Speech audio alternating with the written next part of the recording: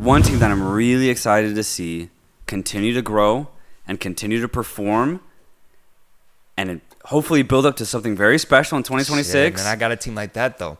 Yeah? I'm scared. I have a couple teams, though. So this is just one of them. Okay, I'm scared. Okay. This is just one of them. Okay. And it's Japan. Okay, good. Yeah, good, it's good, Japan. good, yeah. Just beating Germany 4-1. Incredible display. And then they played like a B team, and they beat Turkey 4-2. Mm-hmm. Absolutely incredible. The thing is, for the last, I'd say, 8-7 years, Japan has flirted with actually breaking into the upper echelon of like the best 8 teams at a World Cup. They have flirted with it, bro. Oh, yeah, that Belgium result. That Belgium result, and then in 2022, having an incredible group stage, and then, playing well. I thought they were absolutely fantastic. And, in that build-up to 2022, one thing that we highlighted in our deep dives was Japan's no longer a team of like one star and then a good supporting cast. Every single position has something a little bit different, a true flair to every single player that plays for Japan right now. And I think they're building up to something very special in 2026 because I think at Japan's peak, they could probably play the best team-style football at the international level. And I think that can go very, very far. In a sport, which is the international game, that is, very reliant on stars for every single team. I think Japan goes completely against that curve and just displays the absolute incredible talent that they have in pretty much every single position.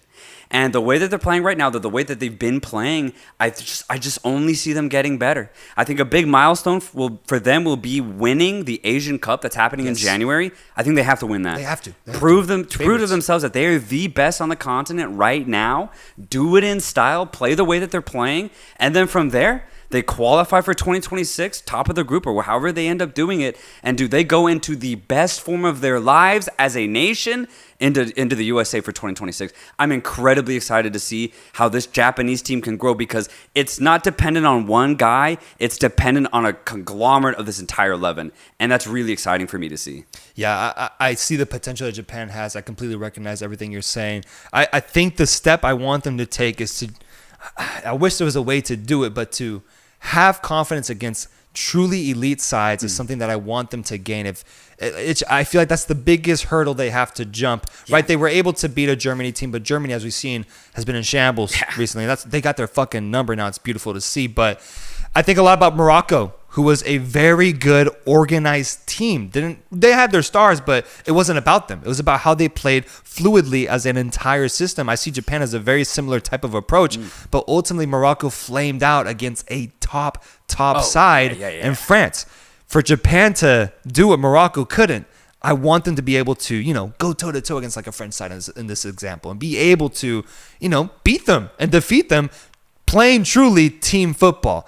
I don't know if there's a way to prepare yourself for that. I think that's just something we'll find out the day that game arrives at the tournament. Yeah. But up until then, that's the only concern I would ask of them because that is what I see as their true potential. That is what I see as them ultimately achieving is truly something special for an Asian side to go that deep into the tournament and take it to one of the best teams in the world, man. Yes, and that reason is why I have Japan as one of my most exciting storylines because I think finally Japan has the potential to actually break that, to actually do it. Because like I said, they've been flirting with it. They get there and yes, they stumble. Yeah.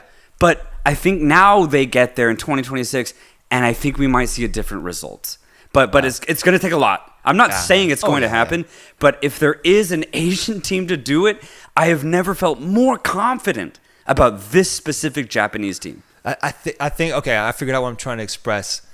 CONCACAF and CONMEBOL teams will have Copa America to measure themselves. European teams will have the Euros.